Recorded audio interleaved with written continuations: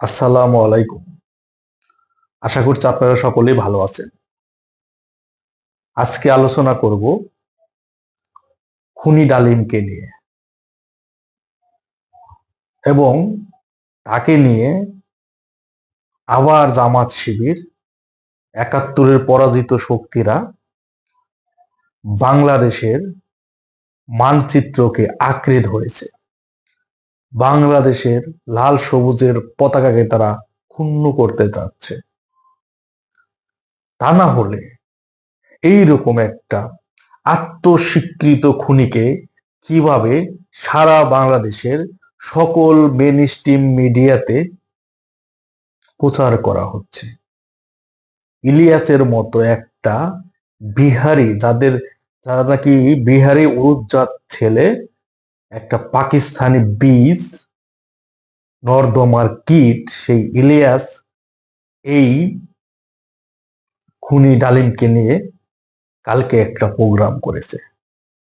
সেই জায়গায় সবচেয়ে গুরুত্বপূর্ণ যে বিষয়, সেখানে আমাদের মহান মুক্তিযুদ্ধের কতজন শহীদ হয়েছে, কতজন মা বোনের আত্মসম্ভ্রম হারিয়েছে, সেইটা নিয়ে এরা প্রশ্ন তুলেছে।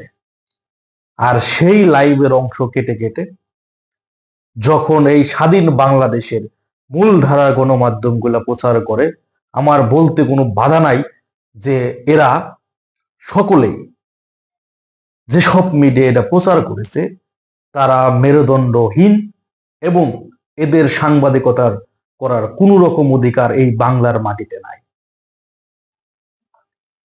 ৩০ লক্ষ শহীদ হয়েছে, ২ লক্ষ মা বোনের আত্মসম্ভ্রম হানি হয়েছে।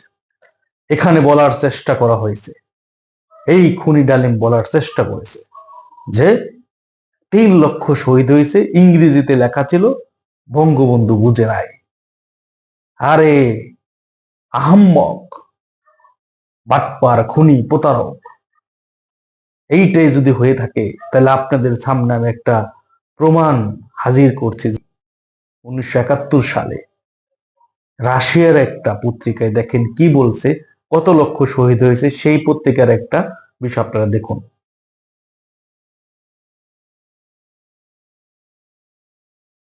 দেখলেন, বিশ্ব গণমাধ্যম প্রচার করেছে ৩০ লক্ষ শহীদ হয়েছে, ২ লক্ষ মা বোন আত্মসম্ভ্রম হারিয়েছে।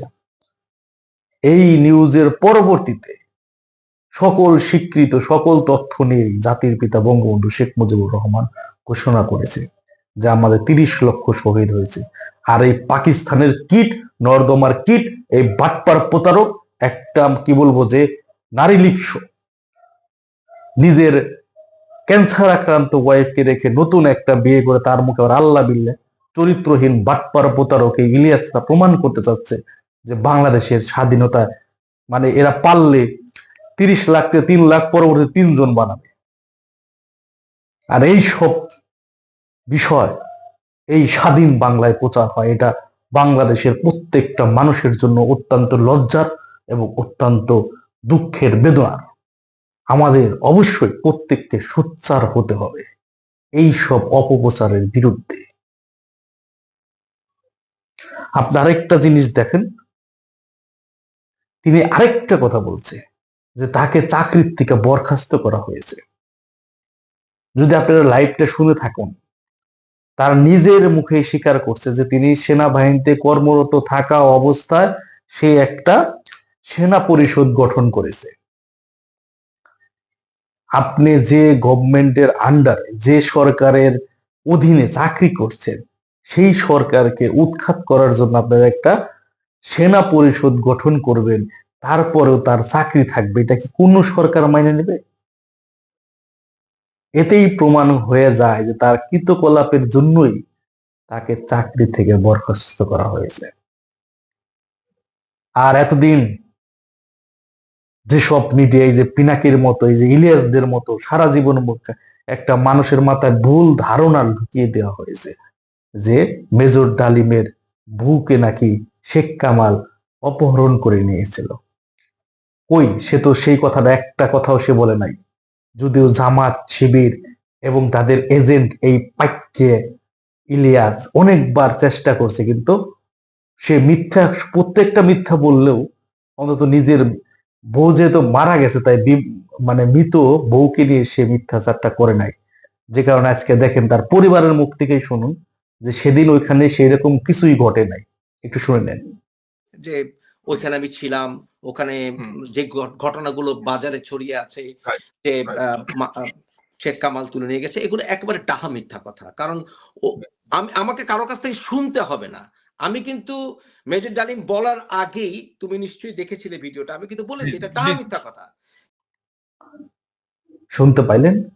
এইটা হলাম এই খুনি ডালিমের আপন মামাতো ভাই, ওই বিয়াতে উপস্থিত ছিল। তার কথা কি আপনারা শুনতে পাইলেন যে এরকম কিছুই হয় না, এবং সেও কিন্তু এটা বলে না, অথচ এটা যুগের পর যুগ ইস্টাবলিশ করার চেষ্টা করা হয়েছে, যেটা শেখ কামাল ওই খুনি ডালিমের বউকে নাকি অপহরণ করেছিল। কত বড় একটা মিথ্যা! এবং কিছুদিন আগেও পিনাকে একটা প্রোগ্রামে এই বিষয়ে কথা বলছে। ইলিয়াসরা সব সময় কথা বলে, পাক্কা ইলিয়াস নর্দমার কিট, সেটা আপনারা দেখেছেন। এই খুনি ডালিম সিরাজ শিকদারের যে পার্টির সদস্য ছিল, সেই পার্টি 25 বছরের মিশন নিছিল যে তারা বঙ্গবন্ধুকে খুন করবে। একটা সেনা অফিসার সেনা পরিষদ গঠন করার পরে যখন নাকি সারা মিডিয়াতে এই সব বিষয়ে আসলো, তখন আপনারাই বুঝুন যে এই খুনি ডালিম কত বড় ধূর্ত এবং প্রতারক ছিল। এবং তার আরেকটা কথা সূক্ষ্মভাবে যদি আপনারা বিবেচনা করেন, বুঝতে পারবেন মুক্তিযুদ্ধে তার ভূমিকা কি ছিল। তিনি বলছেন যে মুক্তিযুদ্ধ চলাকালীন অবস্থায় বুঝতে পারছে যে এটা ভারতের সাজানো যুদ্ধ, এই জায়গায় বাংলাদেশের কোনো কিছুই হবে না। তার মানে মুক্তিযুদ্ধের সময় যদি সে এটা বুঝেই থাকে, এটাও পরিষ্কার হয়ে যায় তার বক্তব্যে আসলে মুক্তিযুদ্ধে তার ভূমিকা কি ছিল। এভাবেই বাঙালি জাতির সাথে প্রতিনিয়ত ভণ্ডামি প্রতারণা করে যাচ্ছে, মিথ্যা তথ্য প্রচার করে যাচ্ছে। এখানেই শেষ নয়, আপনাদের আরেকটা গুরুত্বপূর্ণ বিষয় আমি একটু আলোচনায় নিয়ে আসি। সেটা হলাম এই যে যে লোকটা এত আল্লাহ বিল্লাহ করলো, এই যে কথায় কথায় এত সৎগিরি আওলাইলো, তার বউকে চিকিৎসার জন্য টাকা পায় নাই, যে কথাটা সে বলল, সে কত বড় মিথ্যাবাদী, কত বড় প্রতারক। সে বাংলাদেশের কোন কোন জায়গায় কোথায় ব্যবসা করে তার চিত্র তারই আপন মামাতো ভাইয়ের মুখ থেকে শুনে নিন, চলুন। আই সরি টু সে, আমার বলতে খুব লজ্জা পেতে হচ্ছে, এবং আমি আমার পরিবারের কাছে ক্ষমা চেয়ে নিচ্ছি তারা যদি কেউ অফেন্ডেড বোধ করে থাকে, কারণ আমি এটাই আমার নেচার। সেটা হচ্ছে তার পুরো লাইফটাই এরকম, পুরো লাইফটাই এরকম। যেমন মহুয়া আপা, মানে ওনার বোনের হাজবেন্ড আবুল খায়ের লিটু। আবুল খায়ের লিটুর উত্থানের পেছনে কিন্তু ওনার বিরাট হাত আছে। যে ওনার যে বিশাল বড়লোক হয়ে ওঠা, এটার পেছনে কিন্তু মেজর ডালিমের যথেষ্ট হাত আছে, যথেষ্ট ইনফ্লুয়েন্স আছে। কিরকম? সেটা বিভিন্ন, যখন তোমার বিএনপি সরকার ছিল, এর আগে ইভেন কি এরশাদ সরকার আমলে, কারণ এরশাদ কিন্তু তাকে একসময় ভাইস প্রেসিডেন্ট অফার করেছিল, এরশাদ। এবং সেটা আমার আব্বাকে ডালিম নিজেই বলেছিলেন যে মামা আমাকে অফার করা হচ্ছে। আব্বা তখন বলেছিলেন যে এমনিতে তো তুমি একটা জীবনে একটা জঘন্য কাজ করেছো, কিন্তু অন্তত এরশাদের মতো বদমাশের সাথে যেও না, এই কাজটা তুমি করো না। সুতরাং সে কিন্তু এরশাদ এর সময় যথেষ্ট সুযোগ নিয়েছে ফাইন্যান্সিয়াল, এবং তার বোনের হাজবেন্ডকে বুম করার জন্য, এবং বিএনপির আমলেও সে কিন্তু নিয়েছে, এটা কিন্তু আমি একেবারে অকপটে বলে দিলাম।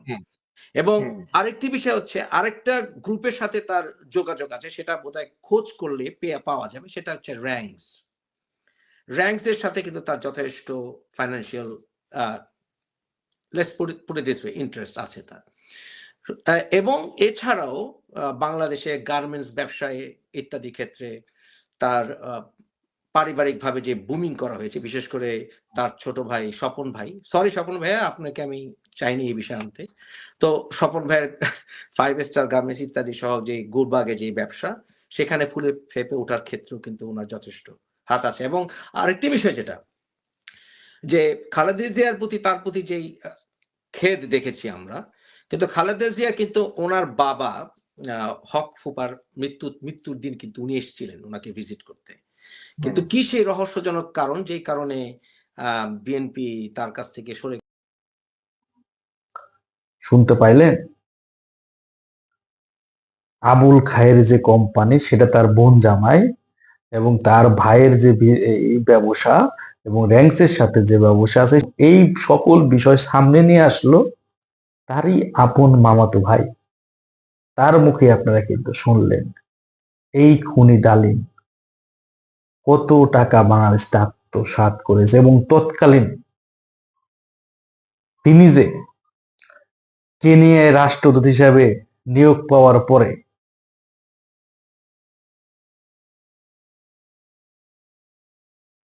দেখলেন কি করেছে এই খুনি ডালিম।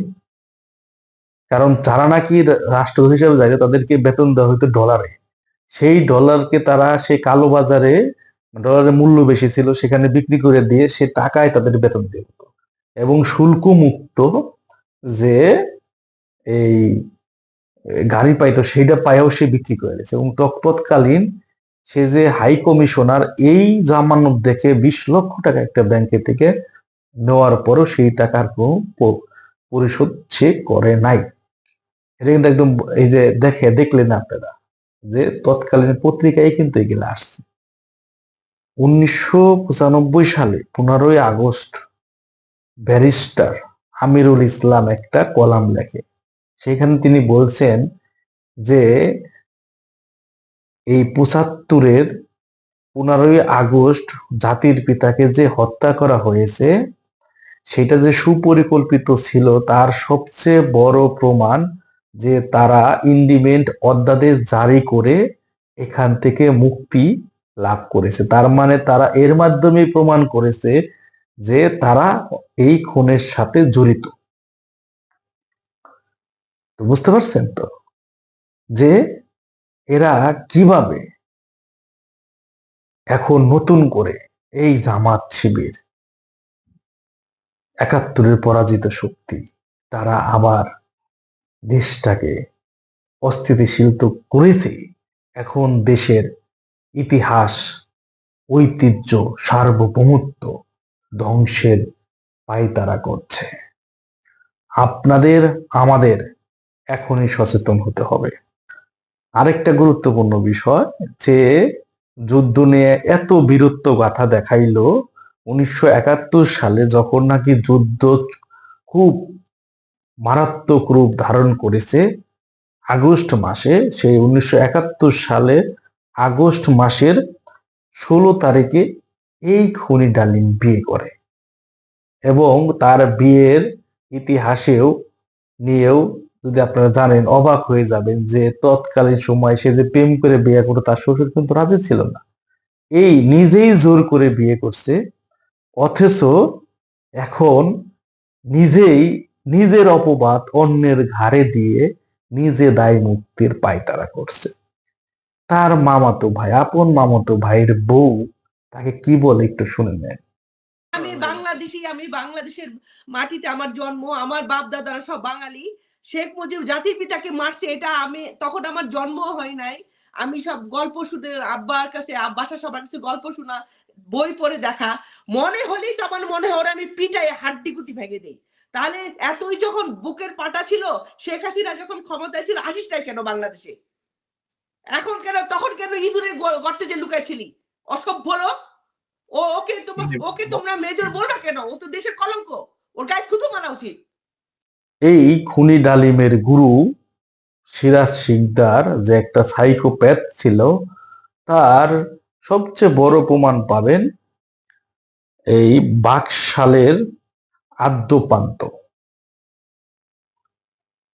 মারুফ রসুলের যে বইটা আছে বাকশালের আদ্যোপান্ত, এই বইটা যদি পড়েন দেখবেন এই খুনি ডালিম যে দলের সাথে যুক্ত ছিল সেই দলের প্রধান সিরাজ শিকদার কিভাবে বাংলাদেশের মানুষের উপর অত্যাচার নিপীড়ন চালাইছে, কিভাবে খুন রাহাজানি থানা পুরানো এমন কোনো অপকর্ম নেই, এবং এদের হাতে কত মানুষ মৃত্যুবরণ করেছে আপনারা ধারণা করতে পারবেন না এই সিরাজ শিকদারের হাতে। আর সেই দলের সদস্য হলাম এই খুনি ডালিম। এবং বইগুলোর নাম বলে দিচ্ছি, লেখক সহ এগুলো যদি করে দেখেন, এই বইটা ছাপানো হয়েছিল হলাম পাঞ্জেরি প্রকাশনা থেকে, এই বাকশালের আদ্যপান্ত্র মারুফ রসুল যে বইটা লেখছে, আপনারা পড়ে দেখতে পারেন, তাহলে বুঝবেন প্রত্যেক খুনের লিস্ট এইখানে আছে। দেখেন আরেকটা বিষয়, এই সিরাজ শিকদার দলেরই আরেক সদস্য রইস উদ্দিন আরিফ, তিনি একটা বই লিখছে, সেটা হলাম আন্ডারগ্রাউন্ড জীবন। এই রইস উদ্দিন আরিফ যে বইটা লিখেছেন আন্ডারগ্রাউন্ড জীবন 1, 2, 3 তিনটা খণ্ড, এইখানে যদি যান সেই দলেরই সদস্য এবং সিরাজ শিকদারের সাথে সবসময় যিনি থাকতেন তিনি বলছেন, যদি কোনো সদস্যর বোন বা মা হোক, বউ হোক, যেই হোক, যাকে এই সিরাজ শিকদার পছন্দ করত তাকেই খুন করে তার বউ হোক বোন হোক তাদেরকে এই সিরাজ শিকদার ভোগ করত। এটা কিন্তু আমার কথা না, এটা আপনার বইয়ের রেফারেন্স দিলাম, আপনার এটা নিজেরা প্রমাণ করে এগুলো গাইডে দেখে তারপরে আমার কথাগুলো বিশ্বাস করবেন। যে যে বইয়ের কথা বললাম এই বইগুলো একটু পড়লে আপনারা বুঝতে পারবেন যে এগুলা সত্য কিনা কিনা মিথ্যা। এবং এই প্রত্যেকটা খুনের সাথে সিরাজ শিকদারের প্রতিটা খুনের ব্যাপারেই প্রত্যক্ষ পরোক্ষভাবে যে সহযোগিতা করতেন এই খুনি ডালিম, তার সবচেয়ে বড় প্রমাণ এসপি মাহবুবের একটা বই আছে, তৎকালীন এসপি মাহবুবের একটা বই আছে, সেই বইটা যদি আপনারা পড়েন সেখানে এসপি মাহবুবের সাথে খুব ভালো বন্ধুত্ব ছিল হলাম এই খুনি ডালিমের। তিনি খুনি ডালিমকে ডাইকা যেহেতু বন্ধুত্ব খাতিরে, যে আমরা যাদেরকে ধরছি এই সিরাজ শিকদারের দলের এদের প্রত্যেকের ডায়েরিতেই তোমার নাম লেখা, যে তোমার নির্দেশনা তোমার সহযোগিতা। এইটা যখন বলল তখন এই খুনি ডালিম একটা বই লিখছে যে মেজর ডালিম বলছি, সেই বইটা যদি আপনারা পড়েন সেখানে তিনি বলছে যে আমার বন্ধু মাহবুব যখন আমাকে ডেকে নিয়ে বললাম তখন চিন্তা করলাম অবশ্যই এটা ঊর্ধ্বতন কর্মকর্তাদের জানানো দরকার।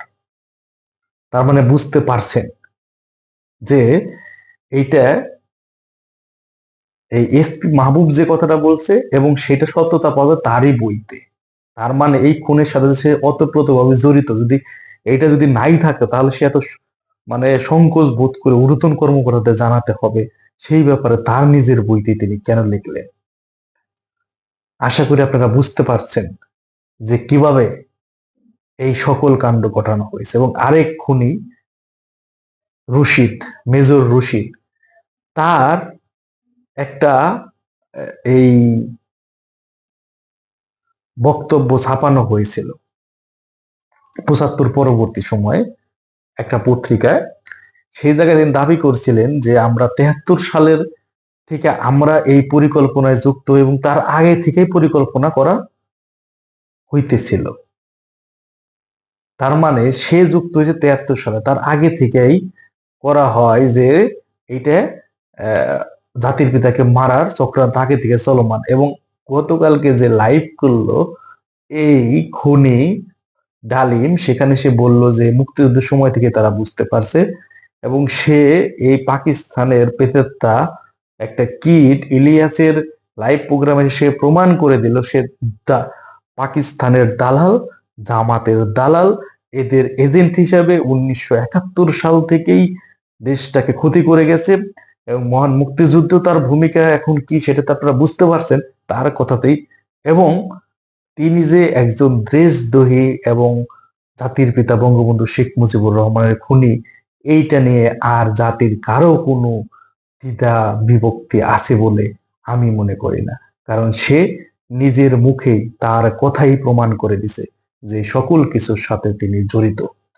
এবং বাংলাদেশের ইতিহাসকে বিকৃত করার জন্য ৩০ লক্ষ শহীদকে কিভাবে ৩ লক্ষ বানানোর পায়তারা করেছে এরা, মা বোন ২ লক্ষ মা বোনের যে আত্মসম্ভ্রম হারিয়েছে তাদের সংখ্যা কিভাবে কমানোর চেষ্টা করছে এই পাইক্যে, বিস, কিড, এই ইলিয়াস এবং এই খুনি ডালিমরা, আপনারা তো দেখেছেন। এবং এদের কথা বলার সময় যে ব্যাপারটা সবচেয়ে বারবার উঠে আসছে সেটা হলাম ভাসানী, মৌলানা ভাসানী। তিনি বাংলাদেশের জন্য অনেক সংগ্রাম করেছেন, জাতির পিতাও তাকে সম্মান করতেন। তার কিছু কিছু কার্যকলাপের জন্যই মুসলিম লীগ ত্যাগ করে জাতির পিতা বঙ্গবন্ধু শেখ মুজিবুর রহমান কিন্তু আওয়ামী লীগ প্রতিষ্ঠা করেছিলেন।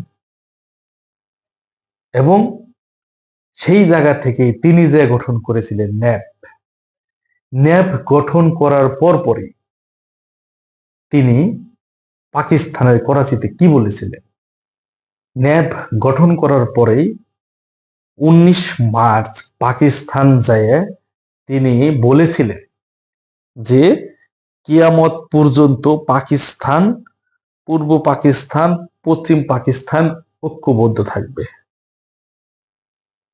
আমি এই ডকুমেন্ট একটু দিয়ে দিই, একটু দেখে নেন।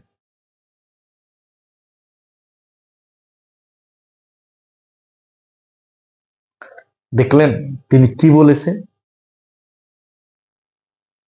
তাহলে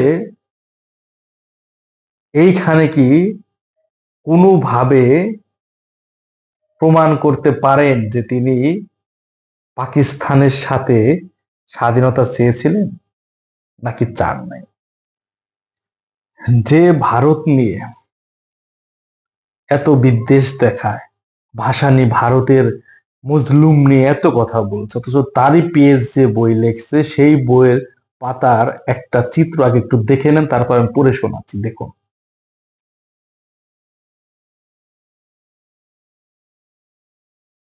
আমি আপনাকে, আপনাকে বলতে শ্রীমতী গান্ধীকে বোঝাইছে, আমি আপনাকে এই নিশ্চয়তা দিতে পারি যে বাংলাদেশের স্বাধীনতা অর্জন এবং ভারতের সাথে স্বাধীনতার কনফেডারেশন গঠন করার লক্ষ্যে আমি আমার সংগ্রাম অক্ষুণ্ণ রাখব। এই বুড়ো বয়সে স্ত্রী ও নাতিদের নিয়ে আসামের ধুবড়ী মহকুমার যে কোনো স্থানে বাস করার জন্য যদি আপনি 5 একর জমি সহ কটি টিনের ঘর এর ব্যবস্থা করে দেন, তাহলে এই বদান্যতার জন্য আমি আপনার নিকট কৃতজ্ঞ থাকব। আসামের অভ্যন্তরীণ রাজনীতিতে আমি কোনো প্রকার হস্তক্ষেপ করব না। আপনার এবং আসাম সরকারের নিকট আমি প্রতিজ্ঞা করছি, 6 মাস যাবৎ আমার থাকা খাওয়ার পড়ার জানা আপনার উপর নির্ভরশীলতার দারুণ অত্যন্ত লজ্জাবোধ করছি। যদি ধুবড়ী থাকতে আমাকে অনুমতি দেওয়া হয় তাহলে সরকারি তহবিল হতে আমার জন্য অর্থ খরচ দরকার করবে না। যেই আমাকে প্রাচীন বলে আপনার কাছে চিহ্নিত করার অপচেষ্টা করুক, ইনশাল্লাহ আমি ভারত ও আপনার অবাধ্য হব না। এইটা হিন্দিতে যে তিনি লিখছিল তাকে বাংলা ভার্সন করে তারই পেজ তার বইতে এটা ছাপিয়ে দিয়েছে এবং সেটা কিন্তু আপনাদের দেখেও দিয়েছি। এই হইলাম ভাসানীর চিঠি। এটাই কি ভারত বিরোধী এত বেশি আন্দোলন, এত বেশি প্রজ্ঞার চিত্র? এভাবেই ৭১-এর পরাজিত শক্তিরা বাংলাদেশের ইতিহাসকে বিকৃত করার চেষ্টা করছে, বাংলাদেশের মানচিত্রকে এরা ধ্বংস করার পায়তারা করছে। আসুন আমরা সকলেই ৭১-এর পরাজিত শক্তির বিরুদ্ধে রুখে দাঁড়াই, বাংলার ইতিহাসকে বাংলার গৌরব ঐতিহ্যকে অক্ষুণ্ণ রাখি। আজ এ পর্যন্তই। সকলেই ভালো থাকবেন, সুস্থ থাকবেন। আসসালামু আলাইকুম। জয় বাংলা, জয় বঙ্গবন্ধু।